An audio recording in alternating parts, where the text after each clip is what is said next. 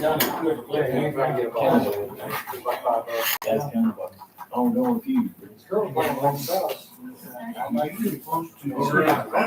And then all of a sudden. Got a little after 6. It's been a long, hot day. We'll get started.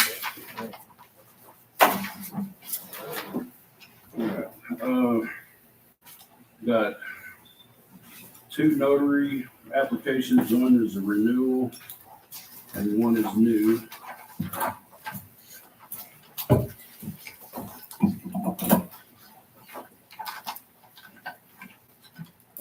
Under old business, hospital update.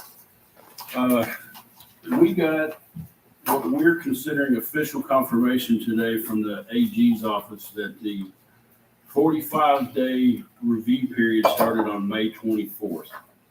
That information come to us through an email through the Office of Governmental Services, Government Operations. Neither of us, the county or the hospital, were contacted directly by the AG's office. However, we have been told that the other notification is legal notification. So the clock is ticking. The other news on the hospital front, at the last hospital board meeting, I asked if there was any way that the hospital could assist the county in paying off the tax anticipation note that was taken out in 2018 to keep the hospital afloat. If you'll recall, that is the note that the county defaulted on that same year or the following year, and we had to amortize that over 5 years. The comptroller's office and everybody was very gracious and helped us with that. But the hospital is in a position where they can help us. Not that they're extremely flush with cash, but they do recognize that the county's kind of in a bind financially, and they are willing to help us with that. So there's some paperwork that'll come up later in the meeting. Next, under old business, is solid waste. The city of Erin was at the convenience center this morning. They pulled out the fire hydrant that we needed moved. The highway department is going to start moving surge rock and gravel out there so that we can start getting the base down on the new dirt pad around the new compactor and prepare that area for paving. And the paving crew should be out there hopefully soon after July 1st, after the new fiscal year begins. And this paving's gonna cost $90-something thousand now? I don't know exactly what it's gonna cost. I mean, more than the initial 60 when we started, but it's yeah, gone just up. because of, oil prices Right. and everything the way they are. And that the American Rescue Plan is supposed to pay for this, or? Money was allocated by the I know it budget was committee. 60 when we talked about it before. Right. We increased it to 90,000 to make sure we had it covered. Yeah. And the tires are gone. For the most part, if you go out there are some tires out there because they come in every day. But we're working on trying to keep up. We've got a full crew of folks out there. There should be 2 attendants out there minimum every day, unless they're actually able now to leave the facility and go to lunch. They can go sit down. Well, we get all the surge rock down and this paving. Are we gonna smooth all that up, maybe a little topsoil and sow some grass where we can mow or gravel down? And Right. Look, next, if you're gonna spend all this money on this paving and all this other, might as well have it more maintained. Sure. Yeah. I think most of the area that you're concerned about and talking about will be Looks paved. awful. Right. But it will be paved. That whole dirt area there is all gonna be paved. Right. It's it'll look nice. I don't know, but if you come up with a little written out site plan about what you want, or we're just gonna let the ones operating equipment determine what happens, or? Yeah, it's I can draw it out for you if you want. No, I mean, we need to have a plan to show the guys doing the work, that's what I'm saying. Right, yeah, they're coming out, they're gonna look at it, they're gonna measure it. Any of you guys are more than welcome to be out there when they come out and measure it and find out, what the plan is. But they're basically gonna pave from the gate, the entire roadway going up to the concrete pad up there. And then that whole new dirt pad that was put in where the new compactor is, all the way over to the wall. And then it's gonna curve around back to the road out. Right, but I mean, what are we're gonna have dirt or gravel coming up to that pavement, or, I mean, what's your plan for all that? I don't understand what pavement you're talking about. You were talking about the pavement coming around the compactor and all that. You say you've got some people gonna do all this work out there. I mean, are they gonna smooth it up and clean it up nice where we can maintain it? Oh, yeah.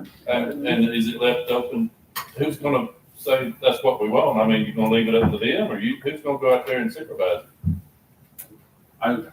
I'm still kind of lost as to what you're asking. I mean, the whole dirt area, that new dirt pad out there from the office building all the way to the wall. So everything's gonna be paved. It's gonna be asphalt. I mean, coming up to it, it's not gonna, coming back out from it, I mean, it's not gonna be 2 acres of pavement. There's gonna be, you're gonna make a circle and all that, but, So the contractor's just gonna do the paving, is that correct? Yeah. They're not gonna do any dirt work? and who's gonna sow the grass and do all the other stuff? The dirt work and the grass sowing's already been done. I mean, You gotta have something to does come up to anybody the else edge follow of what the he's pavement. asking? Yeah, I follow. We gotta come up to the pavement with some dirt and grass or something to Shoulder join up to it. something. With gravel or, Pavement, you gotta have a shoulder or something. Chris, you talking about when you come in like to the right with the grass there and to the left? I'm saying, Chris said you gotta have Then you come something. up. Just after you get the pavement done, you gotta have something to stand up next to dirt, it. grass, or vice versa. Yeah, they're gonna do, just like the paving crew's gonna pave it, 3 inches, 3 inches thick. But they're not gonna smooth up, they're gonna put the pavement down. Normally somebody comes back. I mean, we have a loader, we can move dirt, we Okay, can get. y'all take care of it. All right, all right. How thick a pavement they gonna do, you know? Those 2 inches would be. I don't know anything about pavement.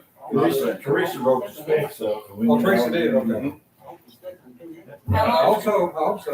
Lay some binder down or something, it's gonna be. Come up here. It'll be a 3-inch with binder, so, Oh, so it'd be like a road, okay. for the heavy trucks, that's what it would have to be. Right. And the reason why it's so much higher is because the price has gone up from 125 to 160 a ton, Oh, yeah. so. Okay. on Yeah, that $40-50. that whole area that's been reworked, it's kind of rough. All of that's gonna be covered with surge rod and then crusher run. And it's gonna be rolled out, compacted, and then the paving crew's gonna come in and pave all of that. But the pavement's gotta meet the dirt somewhere, But at the edge, is what I'm saying. it does. All right. But, I mean, All right. And you may be able to talk to Byron and get the shoulder stone included with the paving. They have a machine that will do it. So, it may be something that could be included. Depending on cost, I don't know. Instead of just falling off. Transition. That's what the farmer showed, something got to go. Yeah. Pavement. Need some gravel or something coming up to that pavement. And I talked to, just so y'all know, I talked to Nate Coley this morning or not this morning, this afternoon, and he's gonna sell the rock. So we're gonna pick it up from the quarry and bring it out there, to absorb the equipment costs. From the quarry in Houston County, are they making and selling rock now? Okay. They don't have scales, but I told him, our trucks, just fill them up, it's 20 or 10 tons, and then, they're gonna bill the mayor directly. So, and then we're just gonna absorb the labor. I appreciate that. Yeah, so all of that's gonna be done with Yeah. locally sourced surge rock, pressure run. And so then from what Teresa just said, we need to make sure we contact the paving company and see if they'll include the shoulder. Yeah, I don't know, I'll be honest with you, I don't know anything about. Now that Dave's paving here, or they can building drop off roads. some pressure run, the loader can place it, that's easy. Spread it off on one corner, Teresa told me to spread it. If they're Go willing down, to do put that. shoulder, they gotta come right along and Having spread that quarry here is. That's gonna help. shoulder. Save a lot of fuel.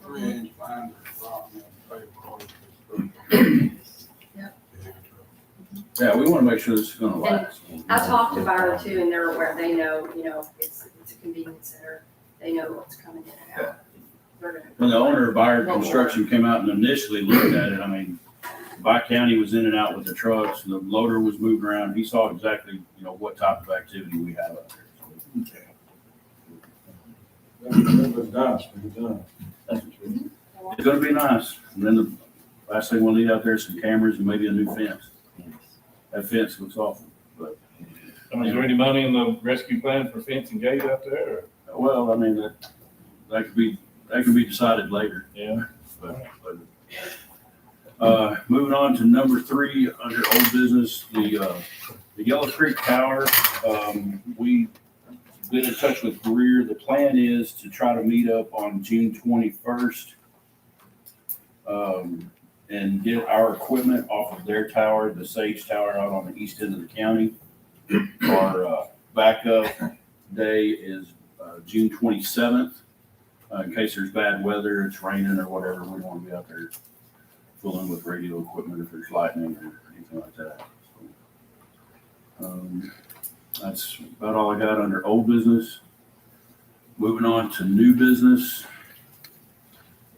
The J.D. Lewis Senior Citizen Center is putting 2 new board members onto the Senior Citizens Board. The library needs 3 new board members. The Sheriff's Department has got a new contract for the next fiscal year for the litter grant. It's $44,200. Sheriff, is that the same as it has been, or has it gone up? It's the same. Think there might be any chance they might add to that for fuel costs? But we discussed this today, and we're about to station, to negotiate for that. Okay. All right, moving on to number 4, the 2022 3-star program requirements and confirmation letter. These are requirements that Houston County has to meet in order to be eligible for 3-star grants. We have all of these requirements already in place. A debt management policy, which is also in your packet. The annual cash flow forecast, being included that in there as well. And then on the second page, the confirmation of documented internal controls. My office, along with all the other department heads, have worked very hard over the last few years to eliminate any issues we might have with internal controls. That was probably the biggest finding that we had in the past in our audits. Was internal controls. It was the most prevalent. Moving on to number 5, we've already covered that with the Houston County debt management policy, the forecast schedule.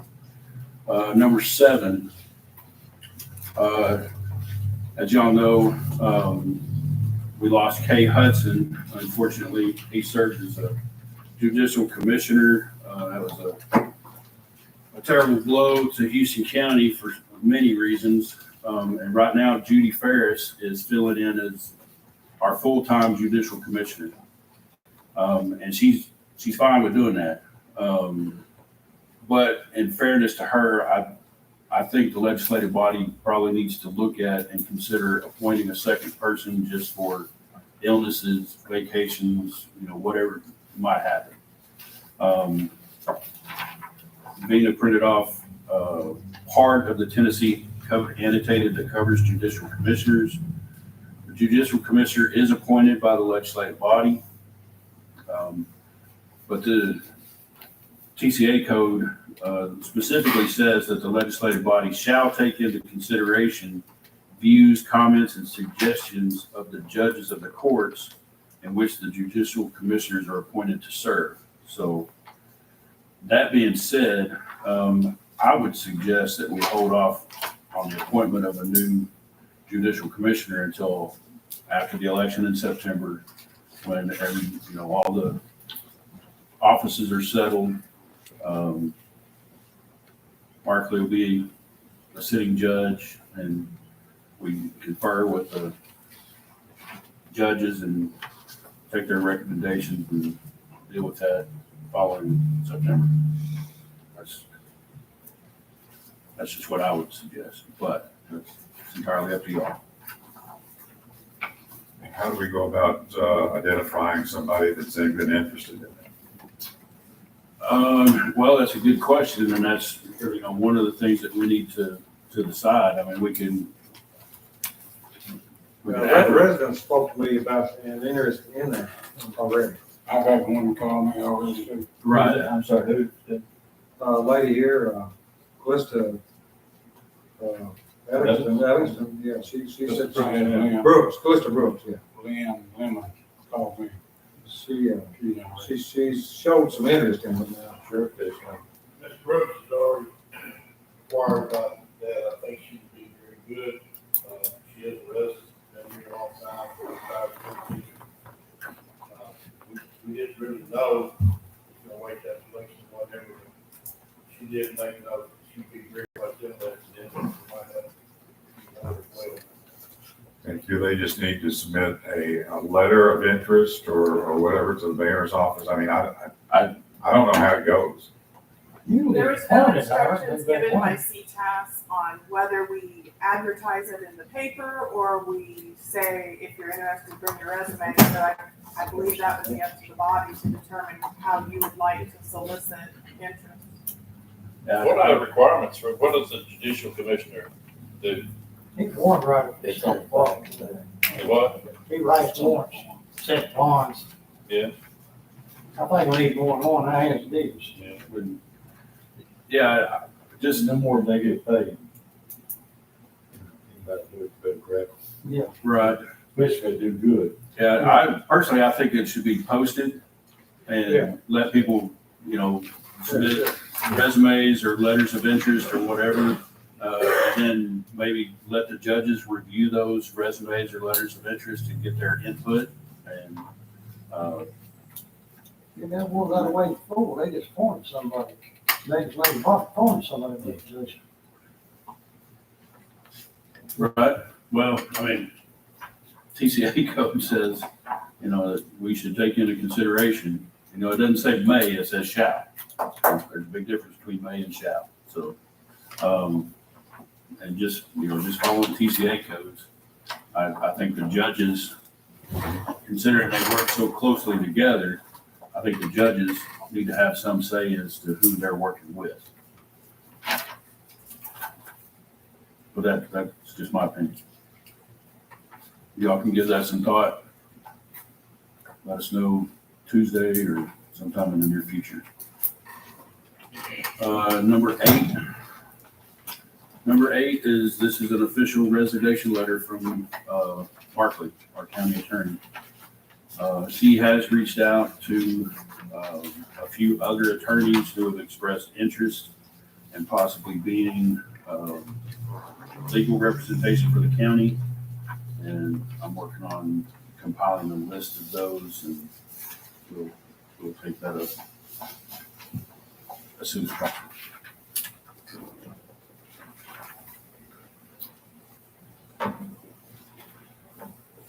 Number 9, the Houston County Board of Education Resolution Federal Projects Fund.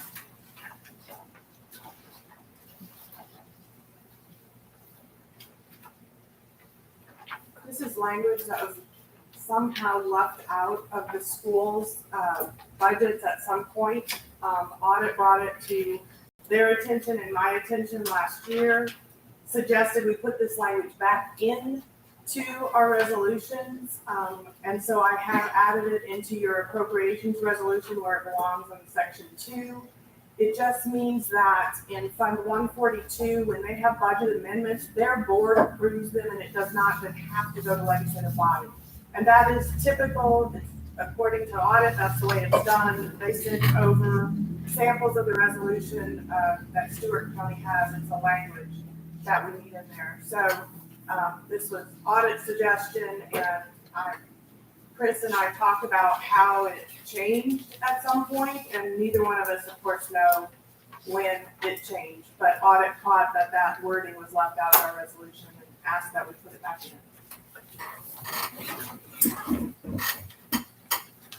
Does that make sense to everybody? Fund 142 is all federal money that, similar to the sheriff's drug fund 122. They have, that just gives them authority to make those decisions on their own without having to bring it to the legislative body. Moving on to number 10. Number 10 is a payoff request and a reamortization of the $500,000 tax anticipation note.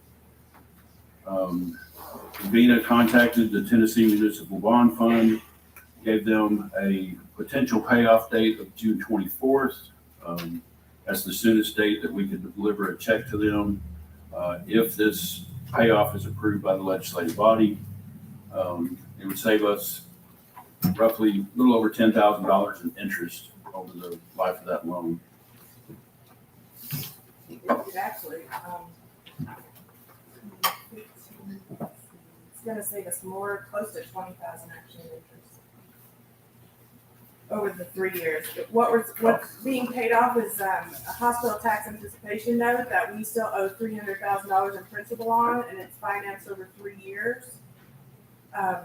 So this will save us $115,000 in this year's budget, $110,000 in next year's budget, and the following budget, $105,000.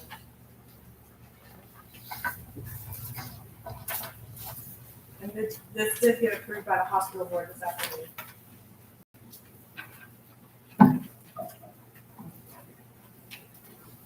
It is a good thing.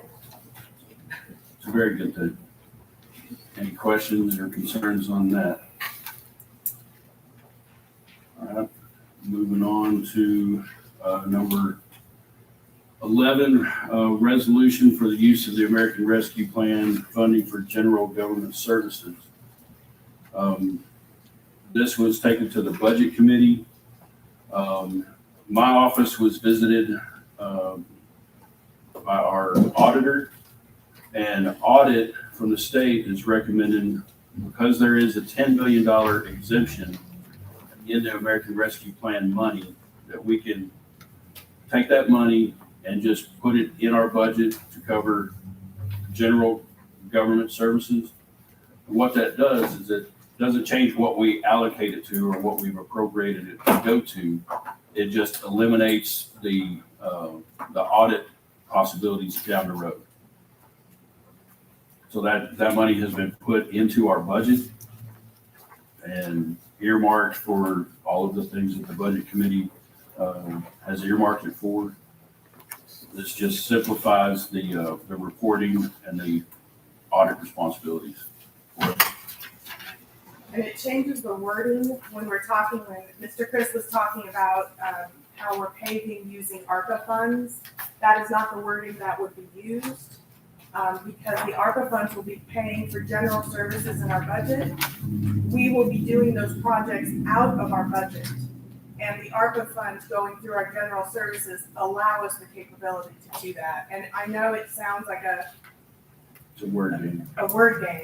But that just means that when they come into audit how we used our American Rescue Plan funds, we can simply say, we used it to cover general services in this budget. And it's a very simple thing to see that happened, rather than to follow the path of all of the water projects and sewer projects and paving projects that we are still going to do. Is that clear as mud to everybody? I mean, honestly, if you got any questions, now's the time to ask. That too really is a good thing, because I know there was some concern about future auditing of ARPA funds and what that could do down the road if they determined any small thing we didn't do correctly, and they could take some of that funding back. So it really is a good thing. All right, number 12 is the Houston County Schools District budget.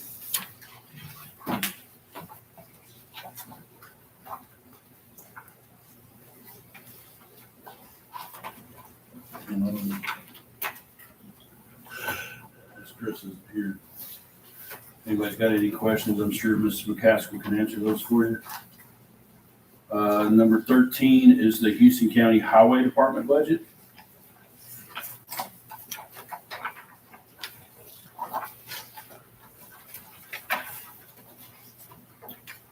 And number 14, the legal size sheet in your packet.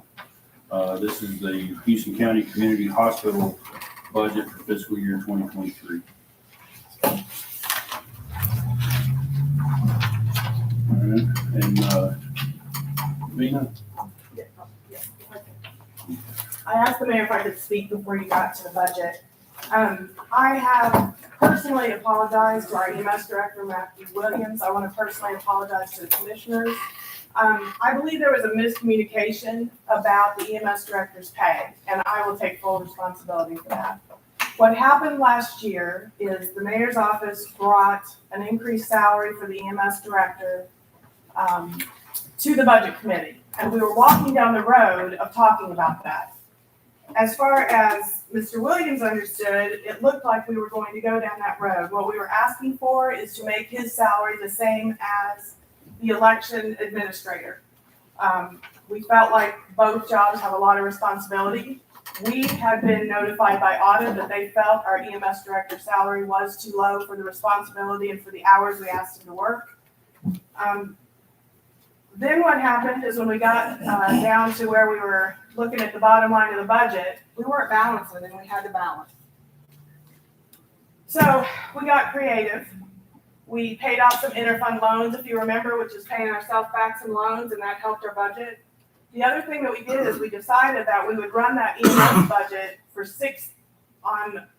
we felt like that budget would cover 6 months if we just left it the same as the previous year.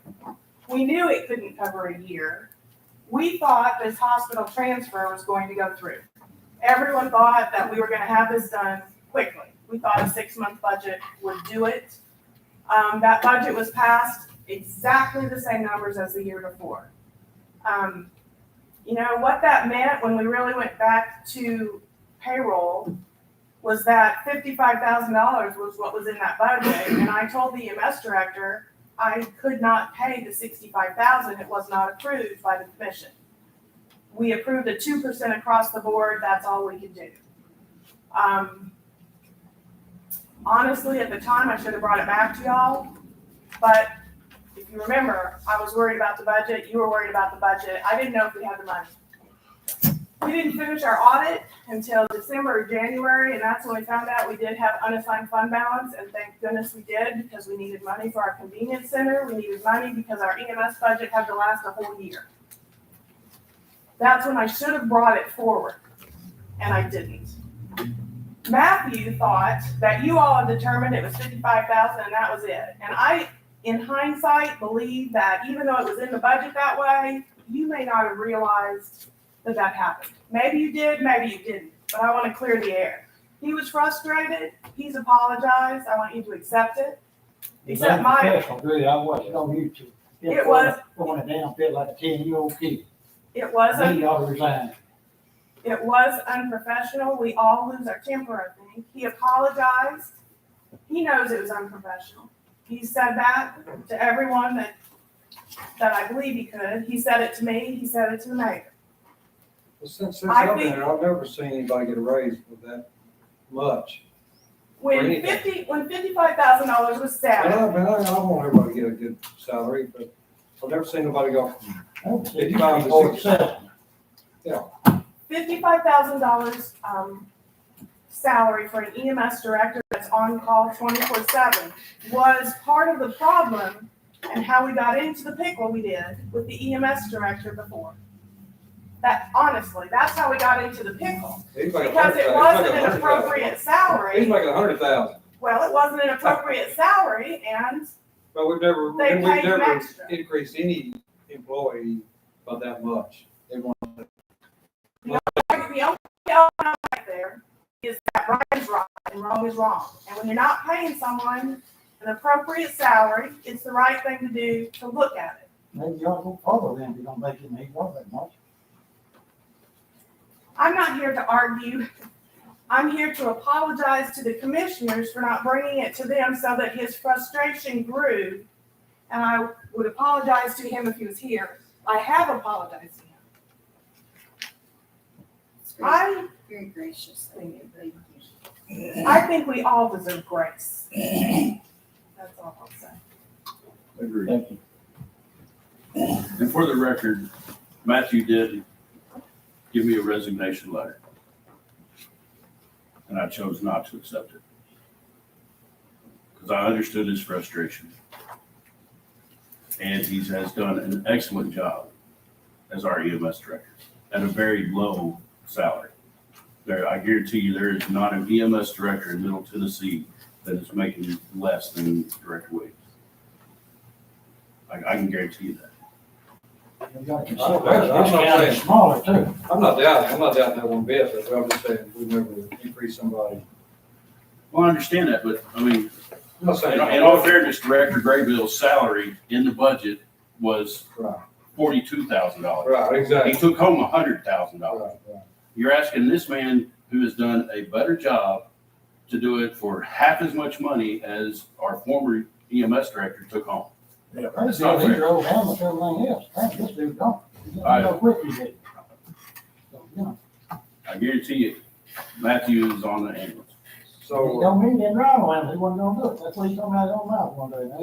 is he getting paid? Well, that needs to be discussed when he's present. Like his W-2, well, how much did he get? He's probably working. He's 55. probably covering an ambulance shift right now. Probably why he's not here. 55,000, well, it's hard because our So he gets extra years aren't pay. the same as his, but he received 55,000 plus a 2% raise. But don't he get extra money for doing other He does things? not. No, That's no. not. That is double dipping, and that is what got That was Mr. the problem. Graybill in That trouble. is why audit wanted the commissioner at the time to raise that salary to an appropriate amount, and they I got you. refused. To keep. So he does other Yeah. duties The besides. man is probably working 100 hours a week. If he's not, I would be shocked. Because he's 3 paramedics down. Yeah. And when he's got an empty shift, he fills it. He fills in as a paramedic. Yes, sir. But he's not like the other one they get. Absolutely not. He's not accepting pay for that. Nope. Nope. He gets his salary, period. Whether he works 40 hours a week or 100 hours.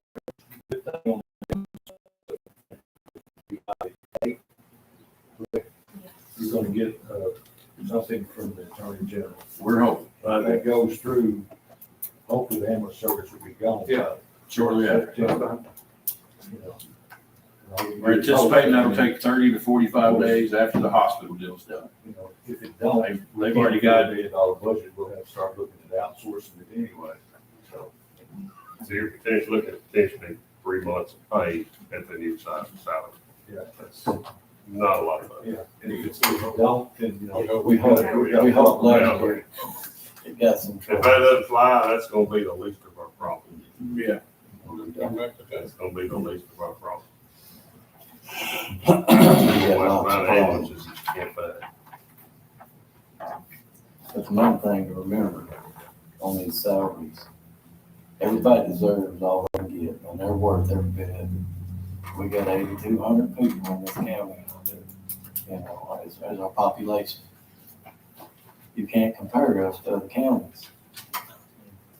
We're fortunate to have everything we got, and the people making what they make, and they all deserve more, but we're here to balance budgets and approve things, and that's what we're doing.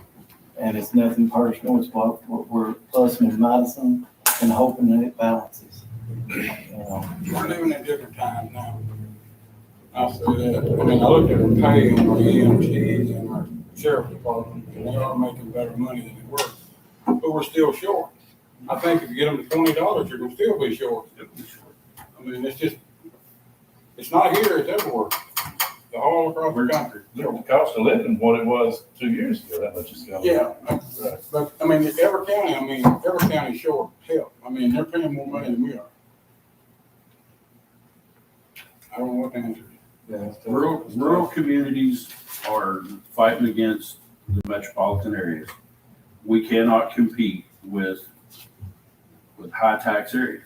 We can't compete with Nashville. We can't compete with Clarksville. The only thing we can do is offer a better work environment a competitive wage. It doesn't have to be exactly the same or more, but a competitive wage with a better work environment.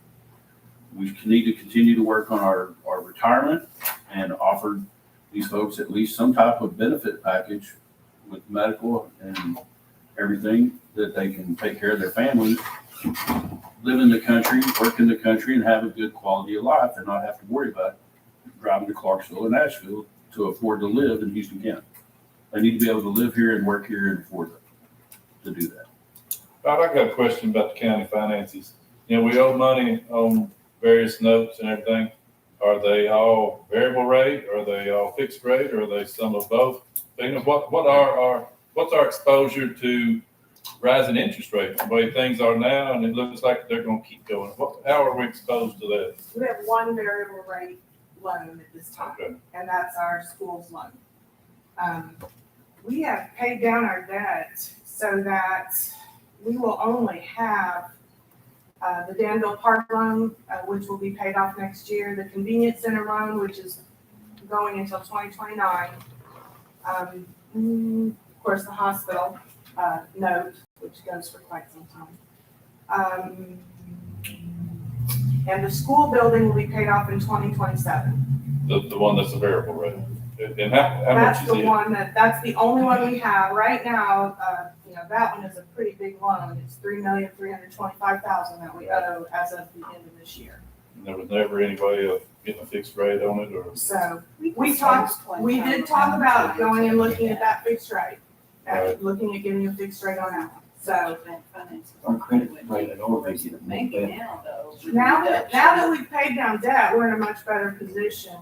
But to get some- say interest rates go up another 2 or 3% on $3 million, that's about $69,000 a year.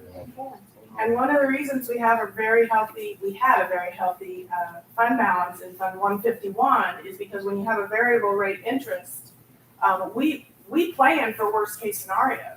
Okay. So the reason we've been able to go back in and use that unassigned fund balance in Fund 151 is because we haven't had to pay all of that out, and it builds up, and we've been using it to pay off loans. We've been approving paying off loans. So that's been a good thing. I expect that we'll have a good amount of money again in our unassigned fund balance in Fund 151 to look at paying something else off.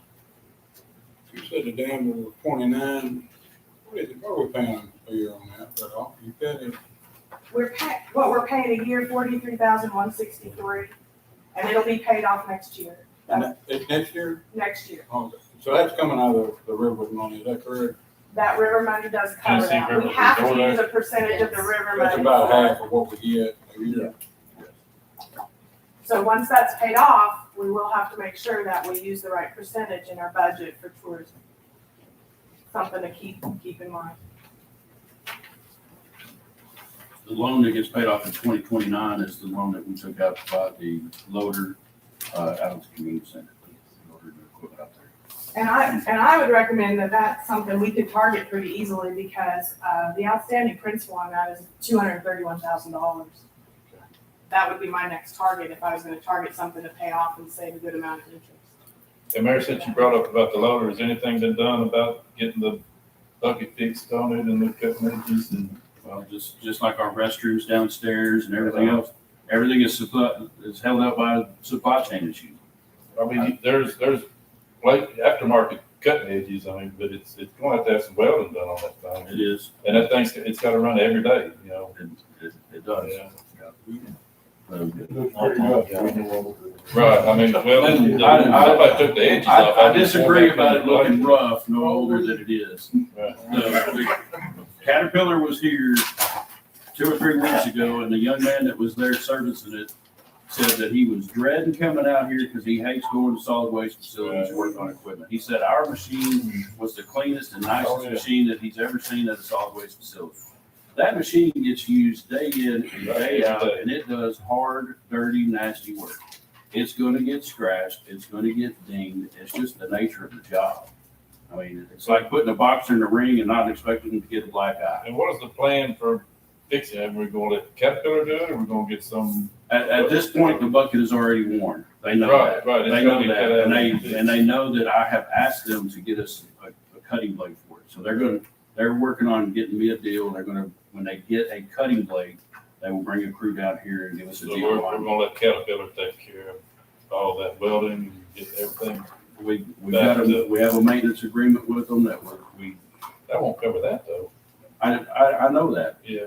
but I have asked them to get us a cutting blade, and they haven't been able to get us a cutting blade, so they're going to work with us Right. to assist us with getting that. I'm just saying, I mean, there's other places to get them cut blades. Right, Yeah. but if I got a cutting blade right now, there's already damage to the bucket. Right, it's gonna have to be cut and welded. Because like you said, it gets used every day. Right, it's gotta go. So those things are in the works. I've been I know. in touch with Caterpillar. Right. Same thing with our restrooms in the courthouse, should have been done a month ago. We're waiting on some laminate to finish the doors and rails for the handicap toilet. I mean, it's just, they only need a full day's worth of work. They can come down here and do a few little things, but they don't want to come down here and work for 2 hours and still not have it done. So, anyway, I digress. All right, we'll move on to number 15.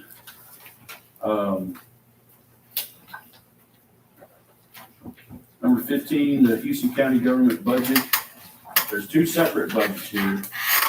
There's the budget that the budget committee approved and passed at the last budget committee meeting. And then there is also a budget that includes paying off the hospital tax anticipation note.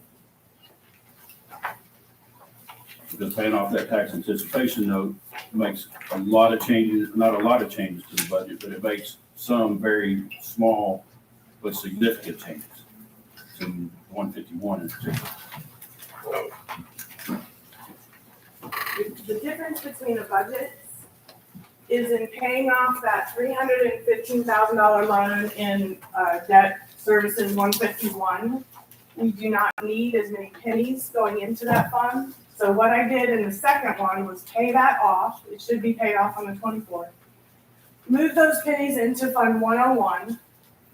And that allows us to run that budget and not need so much unassigned fund balance. The budget committee had passed the budget and we were going to use $325,000 of our unassigned fund balance in Fund 101.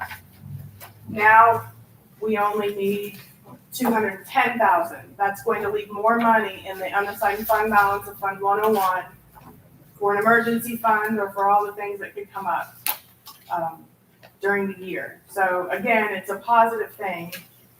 And I gave you two budgets because I wanted you to see that none of the expenditures that were voted on by the budget committee changed. It's simply a matter of we don't owe that $315,000. And now we can move those pennies and have a better Fund 101 budget to work with. The other thing of note that's a little confusing is that we did put in there a full year EMS budget because we just weren't sure what was going to happen.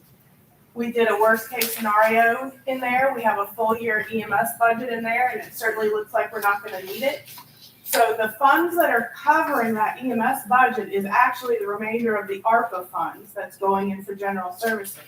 So once that transfer takes place, all of the funds that are left in that budget can be put back to use for ARPA projects that you haven't yet decided upon. There was some talk about fairgrounds or parks or something for the kids.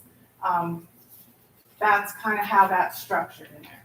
So if you have any questions, it's the change in the way ARPA funds are going through the budget has changed a few of the other things that you see in there. But all of the expenditures are the same. All of the projects you voted on are in the budget in those line items. The water projects are in there, the paving is in there, the sheriff's vehicles are in there, the EMA vehicles are in there. All of the things that the commission voted on are in there as projects in an appropriate line item. So what I did is I changed the budget, I sent it to the comptroller's office, I sent it to audit, just to make sure that this is what they had in mind for structuring the budget. And they said that looks like what they're hoping most counties can do. I would like to commend all of you because there are counties that spent that money very quickly and they don't have the luxury of doing what we're doing. So y'all took your time and you made good decisions with how to use that money, and I think it's paying off in what you're able to do now. I got a question. Yeah. Discount on property tax, that's like when people pay their taxes early, Early. it's like, what, 1%, it's like, you like making 12% on your money if you don't pay it. Do other counties do that, or are we the only one? I mean, before we usually had to have the money as soon as we could get it, and that was a big incentive to offer this discount. Is this something we need to continue, or is it something we might adjust to a different rate, or? It used to be 2%, we paid it in October, I think, and then 1%, we paid it in November. I mean, is this something we need to? You can talk to the trustee, he would know. I believe most counties offer a discount for paying it. Do it? I think it's a normal procedure, that the trustee would know that better than I. Same way.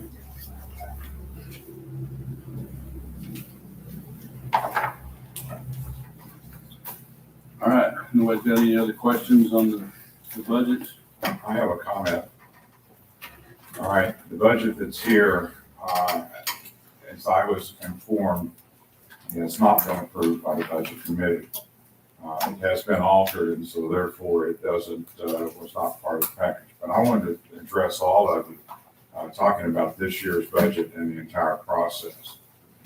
We started the budget, 7 of us, just like we always did. We got the request for information, we got the data in, we moved ahead, okay?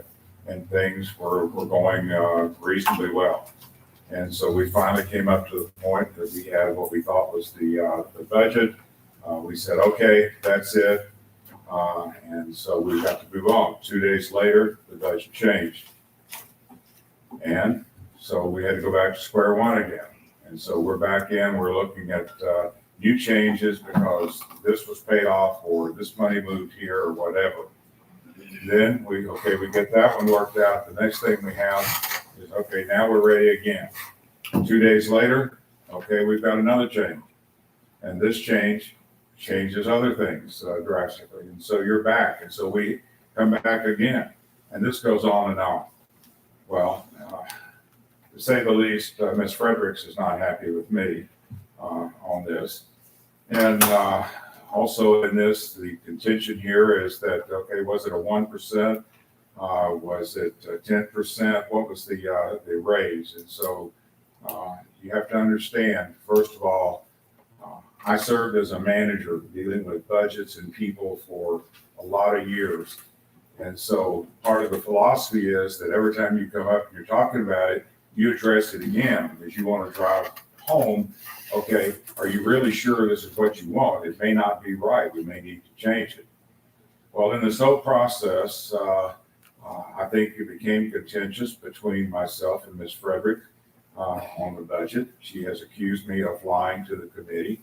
She has also accused me of making erroneous statements in order to try to convince you on the budget committee and others that this is not the budget that we should have.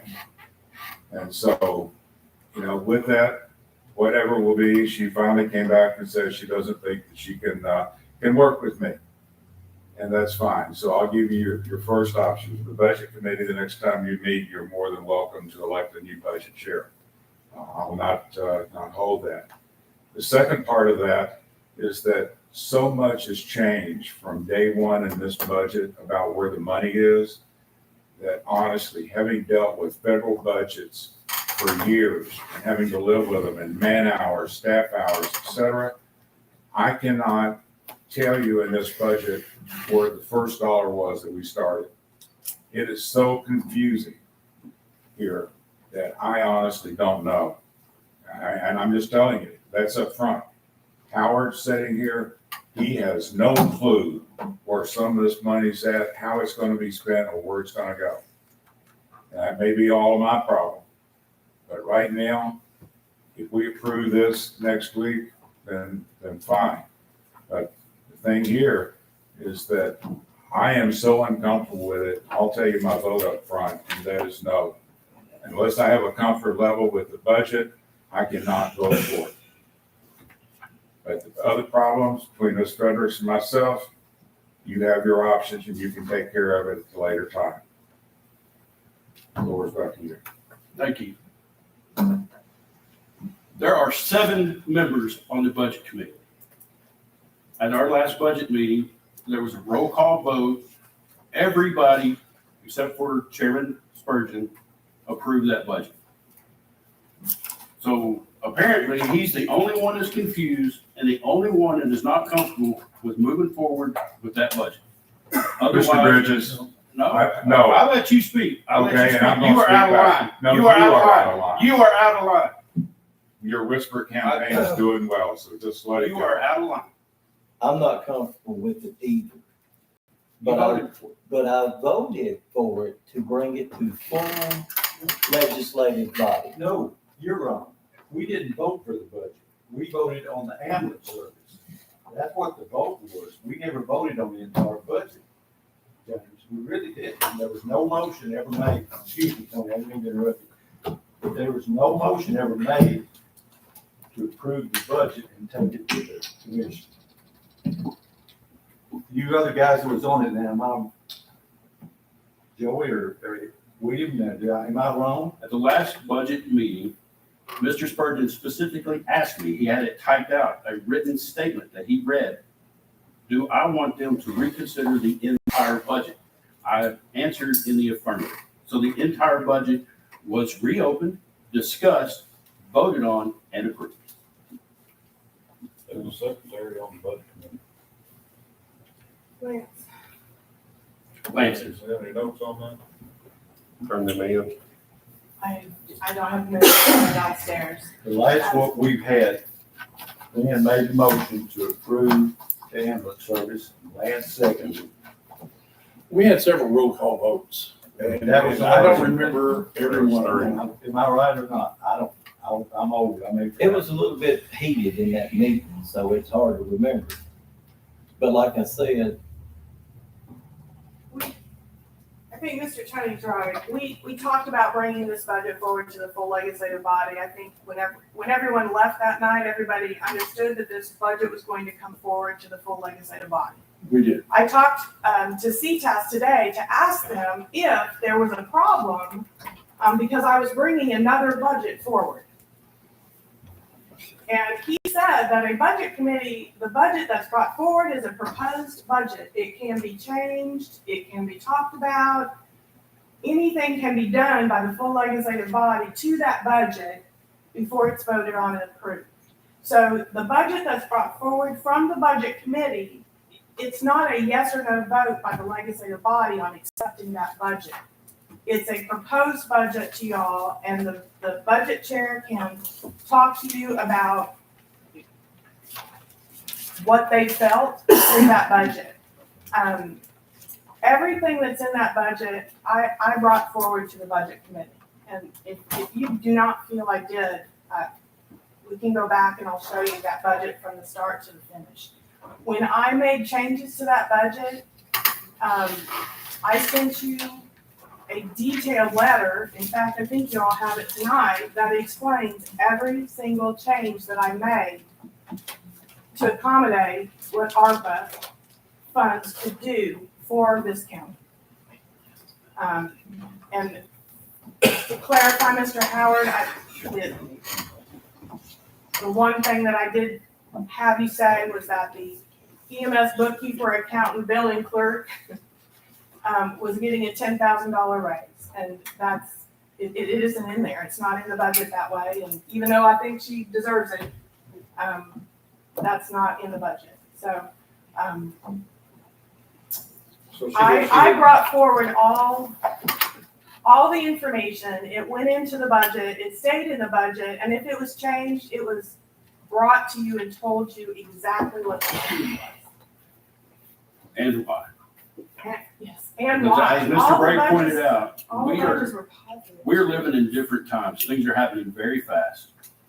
And I'll make note, I want to make note that the changes that are happening in Houston County are all for the good. The hospital is supporting itself. It's able to help the county pay bills that we're having trouble with. We have fewer loans now than we've had in decades. but several members of this committee want to sow discord and cause problems. We are in a very positive place right now. When I call the comptroller's office, they don't immediately pick up the phone in a panic wanting to know what's going on because they're not worried about us anymore. We're out of the red zone. They have bigger fish to fry. They're worried about counties where hospitals are folding and they have, way bigger problems than we've got. We have overcome our problems. And now here we are in an election year with a better financial situation than we've had in a decade or longer, arguing about a balanced budget that looks better than any budget we've ever had. While we can pay our employees better than we've been able to pay them in years with better benefits, I don't understand what the problem is. I really don't understand what the problem is. I haven't seen no discord. You haven't? I haven't seen any discord. You haven't. It's He all, publicly calls me a liar. He calls my assistant a liar. I didn't say that. there's two sides to everything, Mayor. There is. This from a man that sent an email to my office saying that he'd been called by 12 of 14 commissioners wanting a special called meeting. Would the 12 of you please stand up that called him and said you wanted that special called meeting a few months ago? We've had several. All 12 of you, please stand up. 2 of you. How Whoever would called Mr. Spurgeon and asked for that special called meeting, please stand up. Please stand up and show me who wanted that special called meeting a few months ago. That's what I thought. So you're gonna sit there and call me a liar about the meeting too. Mayor, I'm gonna tell you something. I'm tired of a couple of things. One, your whisper campaign against me out there and your campaigning, that's ridiculous. I'm not a threat. I'm not running against you. So you need to do it. I haven't said a word Shut up. about you. I'm not gonna shut up. I'm Why not gonna sit not? here and take this All abuse from you, Howard. All you do You is talk sat about here as a nothing and you budget get chairman nothing under the accomplished. former county mayor and let the county's budget get in such a mess that this county was about to be taken over by the comptroller's office. And and you you got sat $3 right- million from the state and federal government to You pay off sat some of the others. As the budget You don't chair, know what and you're talking you about. you didn't know what line items in that budget were grants or actual expenditures Oh, because come on, because Mayor. Mr. Clark told you what he wanted you to believe, and you took it hook, line, and sinker. And you're full of it again. Absolutely not. Oh, there's And no I- question about that. Absolutely You know, not. no, let's talk about, we're talking about everything else going wrong. All right, what was the stupidity of having the tires up there you were gonna prove to the state? Tell me, was that intelligent? It was. The Tennessee Department of Environment and Conservation showed up every month, inspected our facilities, and we've got to do something about it. I was looking for answers. What do you want us to do with it? We're broke. We don't have any money. We can't afford to send them to a recycler at $250 a ton. What do you want me to do with it? You know what they did? Shrugged their shoulders. Next month they showed up again. Shrugged their shoulders. And Shrugged we their asked you shoulders. for the report. You No. didn't show it to us. It's online. It's online. I didn't know it at the time. All the reports online. I never got a request for the report. We sat in a meeting and specifically I asked you and you I show don't us the recall that. report. I don't recall it. Oh, I don't doubt that. Last legislative session of the Tennessee State Legislature, they changed the money that we get from the tire fee, the tire disposal fee. That money was supposed to go and be spent on recycling efforts. That money was earmarked for recycling efforts. It could not be spent for tire disposal. You couldn't cut those tires up. You couldn't buy a machine to cut them up. You couldn't send them to Buy County and use that money to get rid of them. That changed. Beginning July 1, that money can be used for tire disposal. It no longer has to be used for recycling efforts. Did my mountain of tires out there make that change? I don't know. I like to think that it helped. It brought to light a serious problem that people are having all over this state, all over this country, all over this world with old used tires. They're a problem everywhere. and the state of Tennessee was not addressing it. The Tennessee Department of Environment and Conservation has a slush fund full of money to deal with tires. I was trying to get a piece of them. I was looking for a tire grant. I was looking for something to help with the shredder, to help with disposal costs or something. Now, whether it did any good or not, I don't know. But that one change did happen, and our tire problem is gone. How did it go? Can Who told you how to get rid of it? Mr. Dunn, No, he didn't. Mr. Rob Dunn at Bi County helped us get a deal with the disposal place that they send them to. And Mr. Brake suggested Yes. a trucking company to contact, one of our local trucking companies. I called him. He gave us a reasonable price. He was happy to do it because he's a Houston County resident. And they're gone. Solved. Problem solved. Can I step in here? Can we get back to the agenda? Sure. This has gotten way out of hand. Yeah, it is. Please. But these are all things that need to be said. No argument there, but I'm tired of my staff being run down as hard as they work. Especially Vina. She comes in here, she works early in the morning, she stays late at night. She doesn't deserve this. And all of this discord and everything is a figment of Mr. Howard's imagination, unless the rest of you have a problem and you're just real quiet about it. Because Rand knows my number, he calls me on a regular basis. Lance calls me on a regular basis. Me and Mr. Glenn talk all the time. If anybody's got a question, an issue, or a problem, by God, call me. Call me. can we get back to the agenda?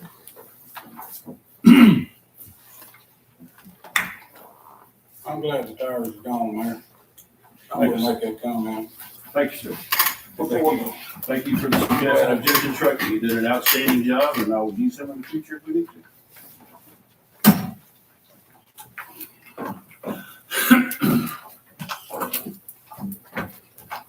As far as the budget you have a budget, two budgets, you have two appropriations resolutions, because the resolution had to change the payoff of the 151 loan, and you have the different tax levy where I moved the pennies. That's why you have their marked budget committee, the last meeting we had is the budget committee, and then they're marked H tax. That's the payoff of the hospital tax anticipation note that I feel brings positive changes to the budget. Mr. Chairman. Ravina mentioned that the secretary was up for $10,000 salary raise. Did I get it? Is that what you said? That was not put into the budget. I didn't feel like it was fine when the rest of our administrative staff. All for it, people as much as they possibly can. I didn't want to come across as not. But what I'm afraid of, we got a lot of federal money and state money that helped our budget the last 2 years, saving budget. But after that, is anybody else getting that kind of increase besides Mr. Williams? Oh, it's a 10% across the board, Okay, except for the EMS director. he's the only one that got the extra. He is the only one that's getting more than 10%. Okay, I just want to speak for the employees, okay? yeah, The employees went 7 years without a raise. 7 years without a raise. They got a 2% raise last year. There were some bonuses paid. There were some merit raises given during that time based on salaries. We did not use ARPA funds for bonuses or premium pay. We held back on that. I still agree with holding back on that. But one of the things we wanted to do was give a substantial raise this year to our employees who waited so long. And during those 7 years, elected officials got mandated raise every single year. They always do. Mandated. I'm not saying that that's wrong. I'm just saying that while elected It's a officials' big, salaries it's a big increased, they did not. So They 10%, when you look at 7 years, they would have been way ahead of the game if they had gotten a simple 2% each year when you compound it. So I believe this is a fair raise across the board. Okay. When we came to the table, I I spent a lot of time this year. I did a 10%, 15%, 20%, 30%, $1 raise, $1.25 raise, and I did a $15 an hour. I did all of those projections, and I brought whatever the budget committee wanted to see to them. So I simply put into the budget what the budget committee led me to believe was what they wanted me to put into the budget. Okay. I believe our employees rate it. Oh, no doubt, no I just doubt want to about it. state that there's And that's been always talk the that case. my raise of 10% might be too much. I make $40,125. That is not an outrageous amount for a finance director. It is not, and that's basically what I do. But what I want you to know is if that is a problem, name me by name. Don't give me the raise, but do not take that raise away from these employees because they deserve it. That's all I ask. Yeah, I don't disagree with that. Everybody deserves a raise. Yeah. There's no doubt. If you're doing your job and you, I mean, you deserve a raise, sir. Cost of living has gone up so much, it's. Yes. Well, I think the being of the 10%. But my question was, did anybody else get more than the 10%? No, the EMS director is the only one And that I'm not saying he don't we deserve it. followed, audit's advice that Yeah. paying someone a salary and not paying them any extra for anything extra they do, Right, you have to have an appropriate salary. right. The same salary as the election administrator, they both have a lot of responsibility. They both work a lot of extra hours. That seemed fair when we were looking at it. We asked audit at the time if they thought that was fair. They actually said, for an EMS director, it's low, but you are in a smaller county. Right. And that's what we went with. Okay. The Social Security cost of living raise this year, I believe they're saying is going to be over 8%. So, when you take that into account, cost of living at 8%, given 10%, they may net 2%. Right. And they're still way behind for the cost, I got a question for you, man, whenever the TV's done. cost of living. Has someone said something about wanting to cut the 10%? I mean, I'm just using numbers here. The 10% for the employees of the courthouse is not as much as $1.25. The $1.25 is more money than a 10% would be. For some it is, and for For some the it isn't. employees of the Yes. courthouse, I'm talking about the employees that's here. The $1.25 is more than 10%. So I hope nobody's told them that we're talking about cutting the 10. No. I mean, because No. I don't think that's even been discussed, really. No, I didn't ask about that. Okay, I just want to get that clear. No, you I are. see some employees here from the courthouse, and I don't want them to think Right. that that was even in the talks. To be perfectly clear, the $1.25, I mean, I don't care. Either way, $1.25 an hour is a decent raise. 10% is a decent raise. After so many years of not getting one, no, we're probably behind close to 25%. Is where they should be if they had gotten regular cost of living raises over the past 7 or 8 years. But the $1.25, the problem with the $1.25 is it does help the people in the court, it does help the people that work in the courthouse, the lower pay. But who it hurts are the people that we are hemorrhaging losses in the departments that we're losing people day in and day out. The sheriff's department deputies, $1.25 an hour is less than 10% for them. It is. The EMS, the EMTs, the $1.25 an hour is less than 10% for them. Those are the areas where we've got to improve their pay so that we can try to retain these people and keep them here. Everybody deserves as much as we can give them. And I work hard for these folks every day, but we don't have a mass exodus of people leaving the courthouse to go work in other counties. We have lost some to better paying jobs. I've lost people in my own office to better paying jobs. It does happen, but not near as much as it does to the sheriff and not near as much as it does to Director Williams in their departments. So, I was just going by what our words were the other night in the meeting. Right, We were no, talking about losing people out of the courthouse, And and there's- McDonald's and this and that. Well, I know what your numbers are. We're good on that. We can talk all night about it, but we're good. we could. We're good. But there's no set concrete way we've got to do this. We can look at it as what does $1.25 do for some? What does 10% do for others? And do, $1.25 or 10%, whichever is best for the employee. I mean, there's any number of ways we can structure these raises. I mean, it Probably doesn't have to double be the one. salary, it won't be enough the way inflation is going. Exactly. Yeah. I mean, But do the best we can. we do the best we can, but as we pay off debt and as our financial situation improves slowly, we owe it to pay these people a decent living wage. I already on money. Our budget is, I believe, will be approved by the comptroller's office. We are using about $210,000 of our unassigned fund balance in 101, and that's acceptable. One of the things that I think this $315,000 did is it's going to bring us that extra $110,000 next year. So yes, I know it's a scary thing to go out on a limb and approve raises. That is going to help us for the next 2 years as well. One of our problems is the convenience center, and you're all working on fixing those problems. We know that's a problem. I think our budget, we've continued to make progress each year, and I think we're okay. I honestly do. I wouldn't put it out there if I didn't. I mean, that's part of how I got into my predicament with the EMS director's pay last year, is I wasn't willing to go out on a limb and say we have the money. As far as the raises, 10%, is something that we talked about. I thought we were good with. We revisited it. We talked about $1 an hour. I brought that to you. It didn't accomplish what we wanted. We talked about 10% again. We left it in there.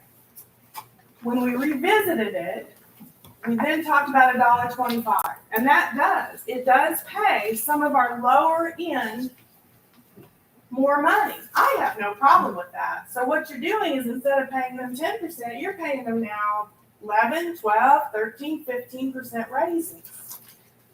The problem I have with that is it hurts your mid-range. It hurts your sheriff deputies. It hurts your EMS workers. They're getting less of a raise, and we need them to have the raise as well. So if I had been asked, that I'm going to be honest with you, the budget committee had me really confused this year. If you give me a goal, I'll try to give you an answer. Some were saying 10% of a raise is just too much for anybody. So, okay, are we trying to save money? Or what are we trying to do? Because I could have brought an analysis of $1.25 raise to the budget committee that last time we met, had I only known we were going to revisit it and bring that up. And that's my concern with working with the budget. He obviously had that plan to talk about it. Had he shared it with me, I would have brought that to y'all, and you could have looked at it and you could have made a decision. I would suggest, 10%, we're far down the road and I've done this a lot. So do I want to redo the pay and the budget again? No, I do not. But if I was going to structure this, and you want to do $1.25, I would say it's $1.25 or a percentage raise, whichever is more for the person. That's a fair way to do it, so that everyone gets a fair raise. Can I make a suggestion on the budget committee on the money? And I may be stepping out on a limb. That's okay, I've been there before. Anybody making less than $12.50, give them $1.25 and give everybody 10%. That's it. And That gives these people 11.5%. Is that, I mean, that's exactly, I think that's a good idea. I'm gonna make that in a motion, man, I get a second, but I'm gonna put it in a motion. $1.25 or a 10%, whichever is best for that person. That's But not a problem. Anybody that makes less than $12.50, give them the $1.25, they're gonna get more than 10%. Right. And it'll bump them up a little bit, and they're the ones that are the hurting the worst. I will say that 100 times. Yep. But I'm gonna make that a motion, man, I get a second. I'll say second. What's that gonna do to your budget, though? It's, You're not gonna be able to vote on it's only gonna be it's a quarter on 50 employees. It's a quarter on, or half I'm of not employees. talking against your motion, I'm just saying. Yeah, I'm just saying it's a quarter on 50 You're gonna ask me employees. to vote on it Tuesday night, I mean, just give it to me Tuesday night, I'm not gonna be. you're able to looking at vote. about $10,000 more. I mean, 12,000 at the most. You're looking at about I would 400 throw bucks this a out employee. there, we were bringing forward a budget to you using $325,000 of unassigned fund balance, and it's not going to be more than that, it's still going to be less than that. It's whether you want to use the good news we had tonight about the $315,000 being paid off to possibly help more of our employees.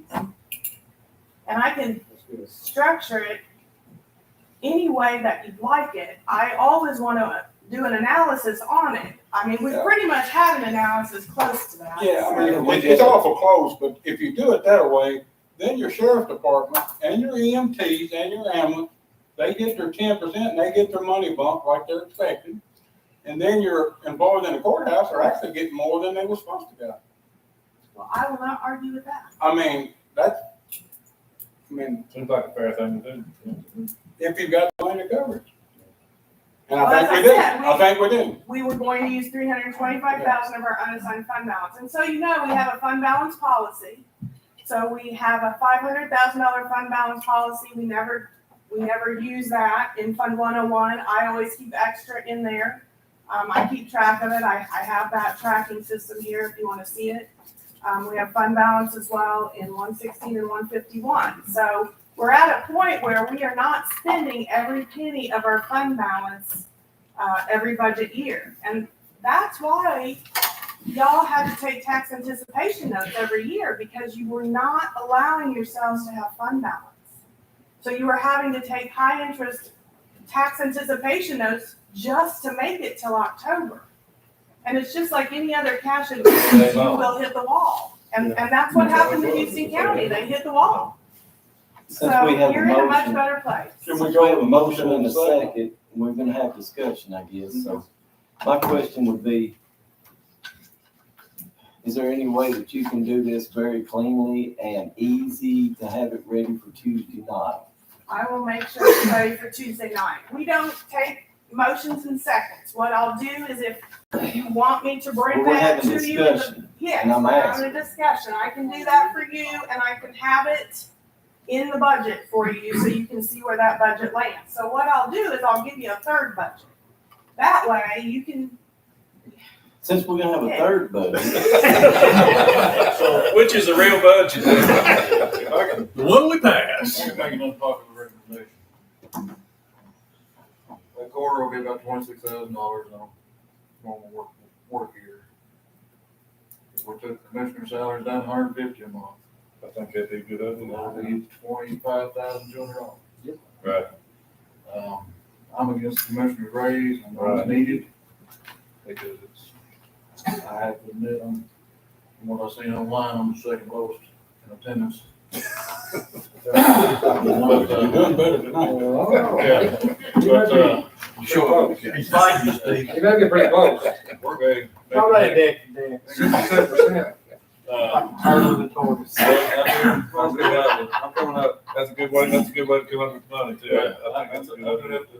Pull some integrity on this one from what I recall. I know the commission's had a 50% turnover since, but when the hospital was purchased, the deal was made that the commissioner's salary would go to the minimum. Until the deal was, everything was smooth over completed. We went down to $25, so it was nothing, but Yeah. they wouldn't let us. I know. Yeah. So I mean, I think it'd be admirable for the commission to. Won't that have to be a separate motion made? Separate idea. Separate idea, I mean, separate, sorry. Yeah, That's That's a good idea. If you want me to structure that into the budget, I can. You tell me the amount, I'll put that If into it- the budget. I'll do the could clean up their raise, yes. That's what I already got along with. I thought against $3. You can get money, get them raises. Makes perfect sense. We'll do it. I'll bring forth that budget to you on Tuesday night. Okay. Or what else we got to talk about? Moving. Well, there are budget minutes, you just need to go through All real right. quick.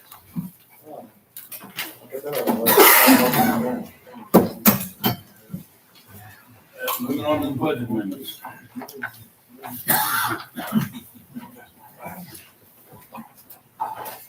Of course, this time of year, you know, everybody's trying to clean their budgets up and get everything straightened out.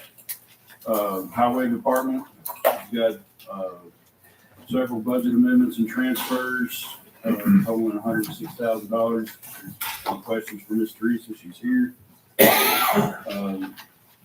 Houston County Schools has several totaling $45,732. Sheriff's Department got transfer for the litter program, $777.06. Number 4, budget amendment to cover the county commission legal services. This is to cover, unfortunately, the expenses of our legal representation for our lawsuit with acute care. Number 5 is small transfer of $55.17 to clear up liability account for Blue Cross and Blue Shield. Number 6 is a $3,000 transfer to cover is interest on other loans schools. Are you talking about number 6. Number 6, the trustee commission in Fund 151 was higher than expected, and that's because we paid off so much debt. All of that money comes back into the county, so it's basically just a shell game of moving that money around. Again, that's a good thing. We have to pay them to write checks to pay off our debt. The more we pay them, the more debt we pay off. All right, number 7 is budget transfer to move $1,331.88. This is to help cover the EMTs and paramedics. Number 8 is a $6,100 budget amendment to cover autopsy costs.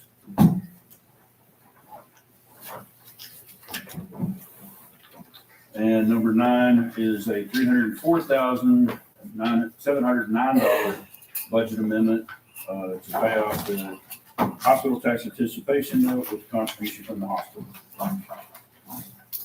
Okay. And that's all of that. One thing I got for you, man. Going back to one thing we talked about earlier, the person for Mr. Hudson. Are we gonna wait till after August or what? I mean, I got a person that I gotta take, what I need to do. Right. It's just my opinion. Of course, it's the commission's decision to make, because the commission appoints that person. But I'm of the opinion that should wait until after the election and after all the new elected officials take office and after consultation with Judge Runyon will be at that time, and all of the circuit court judges. And between now and then, we can accept names, letters of interest, resumes, whatever, and pass those along to the judges for them to consider. And Ms. Paris, can one keep it up? That's what. She says she can.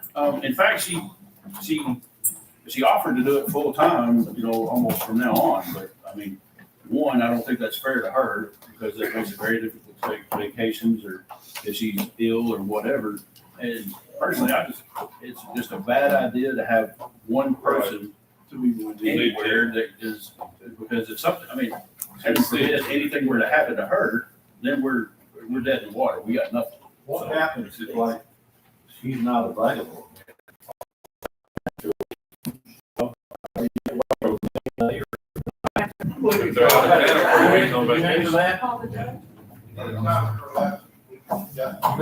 Come up here, we can't hear you. We can refer everything to Ms. Donna or anybody in her staff who decides to do it. If it's mine, then you've got nobody, right? Am I wrong? I mean, I don't know. Well, we had Mr. K and another one, but in the case of what we got now, if somebody was to come up sick, whatever, Ms. Donna has 3 to 4 people that deputize her office along with her. I don't know what y'all want to do with got a new judge coming in. But I don't know what the purpose of the judicial commissioner is to fill in for the judges and the folks in the clerk's office so that they don't have to get called out in the middle of the night. They're basically just on call to do what those folks would do during normal business hours. So if she falls ill or whatever, it's not like we don't have anybody to do it. That was my only concern. Right, somebody, Just I mean, the sheriff would just have to call I think Donna or somebody in her office. you need to fill it You need to fill it at some point. at some point. I mean, But like I I can said, see the justification for waiting till you guys get judged. I agree. But if it's gonna be a problem, then we need to go ahead. Of course, I don't know how we can fill it, because we not got any meetings still. July. Yeah. I have to clarify something. The fire chief who's, not able to be here, reminded me that he too received a substantial raise over what the previous fire chief received. And the budget committee probably remembers that. He's on call 24/7 as well. So, his pay now is $1,200 per month. That was decided unanimously by the budget committee. That is in your budget, and I'm sorry, I forgot when, Steve asked me if someone besides the EMS director got more than a 10% raise. I caught Steve downstairs, I talked to him, he said, I'm fine with that, thank you. So, just, wanna make sure you understand that.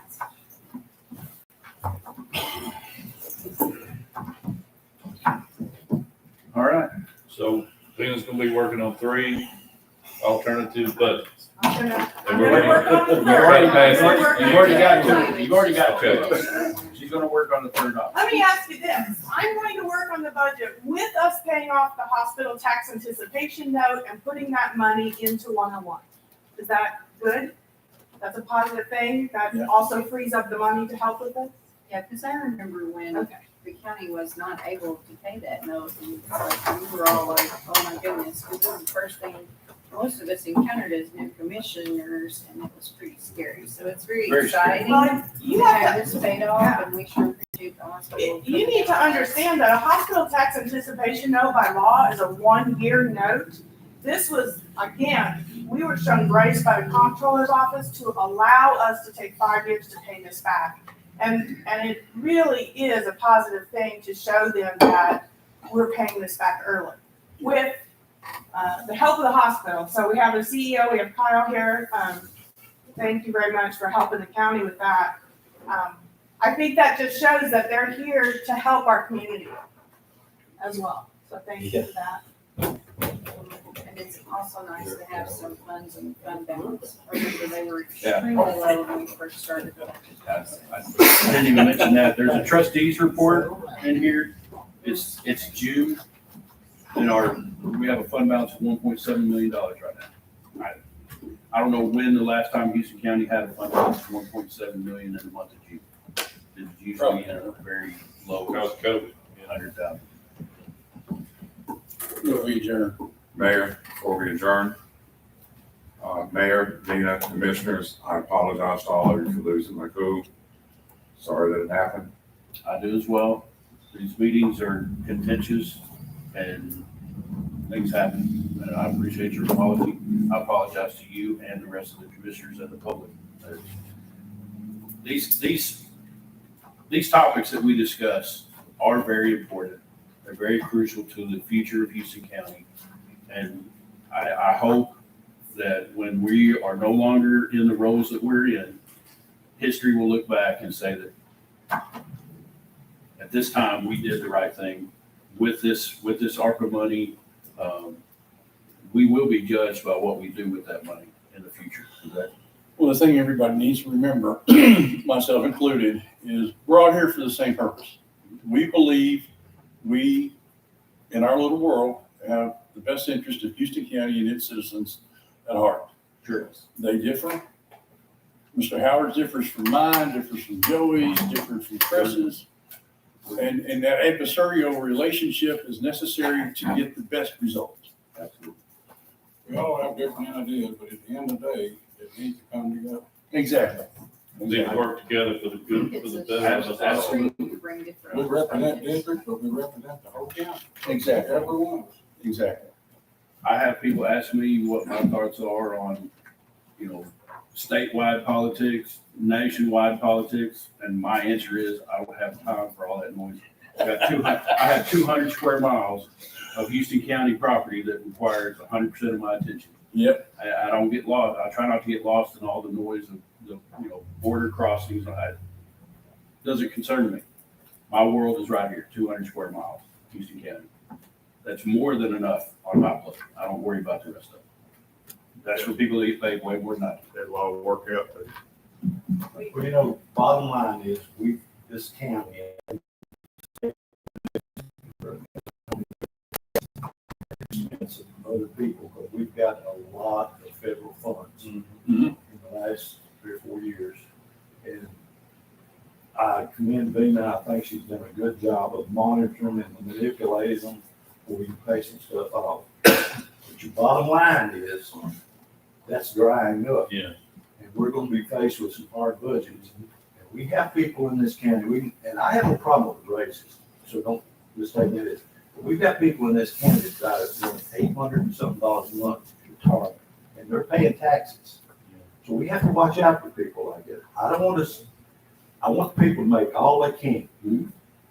But we also have to think about that for the future, because next year, I may not be here, and some of you guys may not be here, but somebody's gonna have to make some hard decisions if we don't have this federal money coming in.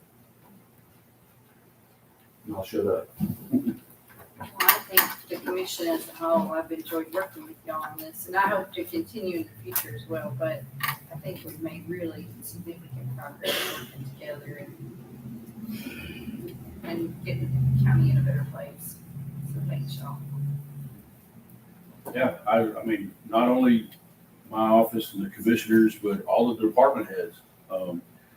Those first few years, we would not have made it with a balanced budget had it not been for the department heads when they presented their budget, trusting us, saying, if something comes up and you need something, the commission and the mayor's office will figure out a way to get it for you. Because a lot of them had, they had contingency money in there in case a printer breaks, and those things happen. They do happen, and they have to plan for that. But we basically asked them to take all that out of your budget so we can have a balanced budget. And if a printer breaks, we'll pull that money from other places, and it worked. And I think Houston County is in a much better place because of the struggles that we've been through. And moving forward, I think we're going to be in good shape. Could I ask the sheriff a question that involves the children of the county? I'm sorry, sir. How'd that cop and bobbers turn out? Like y'all's statistics yesterday say that we had 192 children feed, and there were 300 people. And we give our first award out when kid was wounded while fishing. He got a little hook in him. He didn't get to finish fishing, but he scored big at the end of the day, so. That's good. Wounded while fishing. And, Y'all did a good job, Kevin. well, it wasn't just us, it's our community and y'all, and Your deputy. Yeah, thanks, Really y'all. did a good job. Officer Bob. And the people up and everything else, I mean, it was really a good thing. If you've never been, this was my first time going, if you've never been to one, you need to go. You can see the smiles on those kids' faces. I love when commend you the come sheriff for that. Those kids had grins ear to their parents. It was one that. They'll remember for the rest of their lives. Yeah, it was absolutely tremendous. I never seen a fish come in this long and weigh a pound and a half. You got a trip to the sheriff and come.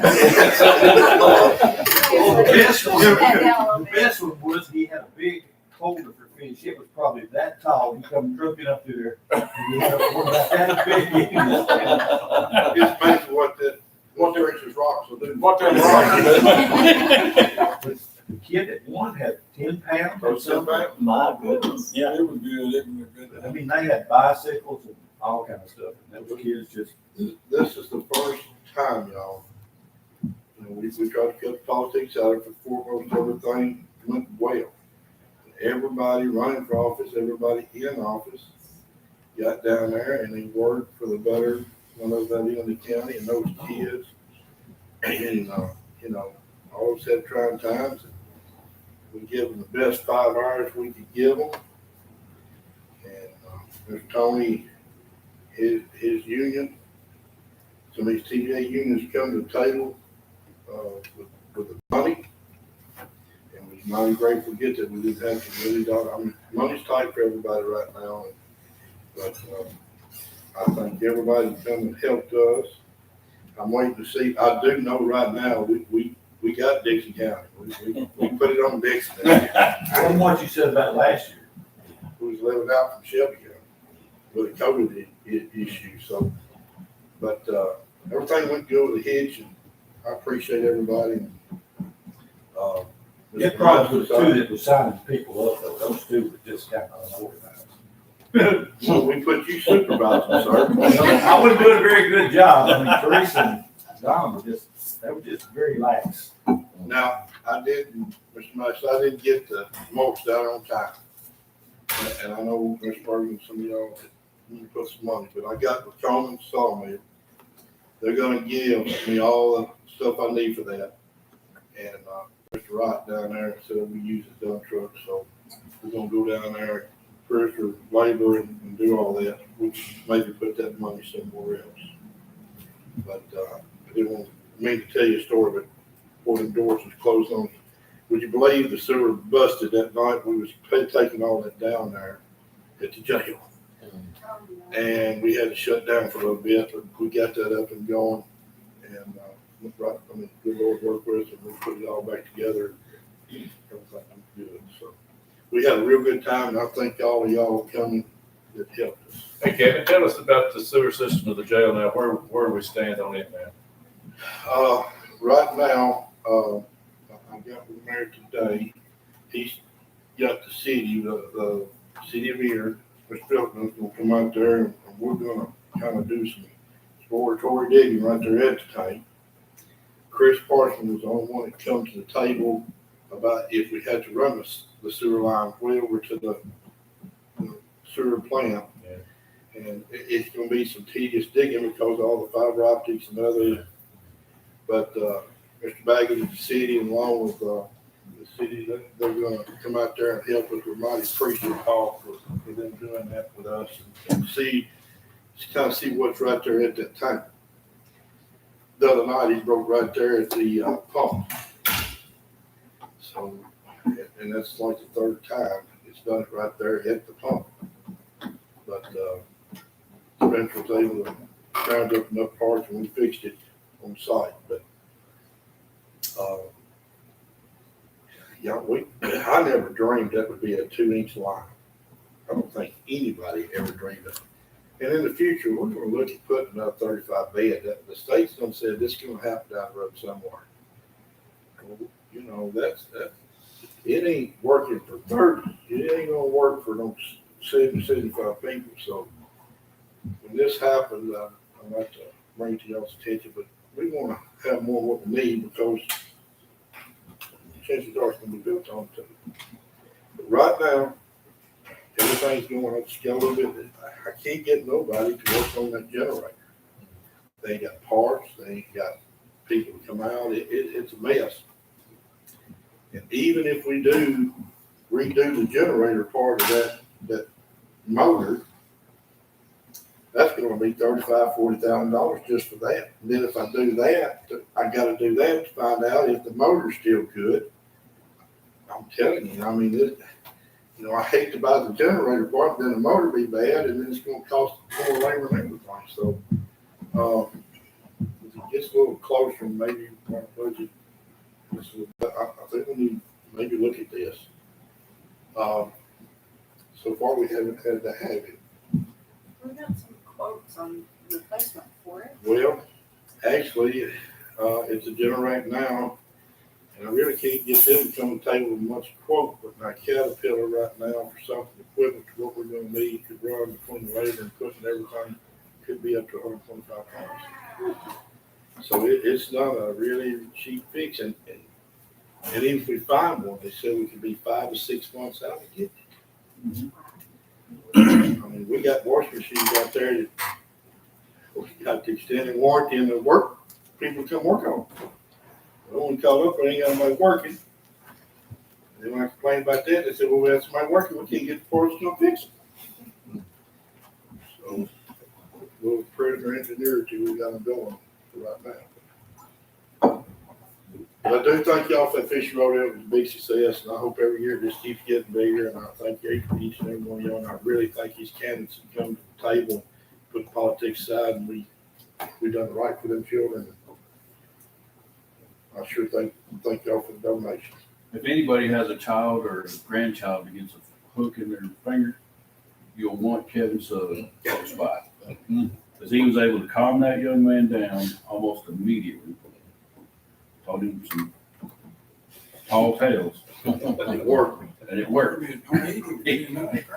But So, the young man was screaming and hollering and crying and everything else. And when he left there, he was happy-go-lucky. He was laughing. He was having a good time when he got in that car to be driven to the market. Come back. Kevin told me didn't quit crying, don't eat him. The sheriff did a great job with that young man as far as just sitting with him, keeping him calm, getting him calmed down, and it sure did a great job. Tanya and Randy now, everybody, all the stores down in that area, y'all, they come out, they were running people up and down the road. We couldn't ask for better than what we've got. I mean, the stores come down and help, people come down. We had people from all over, and this was, Benton County started theirs back this year for the first time in 5 years. And I still think some come over on the ferry. And, we got Walmart before they I was did. gonna say, we had a better rodeo. Yeah. I found out one, that's a busy area down there in the summertime. I'm telling you, there's a lot of people use that lake. We really enjoyed it, and like I said, everybody had fun, and we hope to do it bigger and better. Mr. Masters, I promise you, I won't forget that down there. They still need it. Well, I'm gonna get it down there, yes, sir, I will. But thank y'all. Yes, thank you. Thanks, Sheriff. All right, thank y'all. Thank you. Hopefully it'll be cooler Tuesday. Yes. It's all right. We're upstairs. It'll be 15 degrees cooler when you go downstairs. Hey, James. He's rising.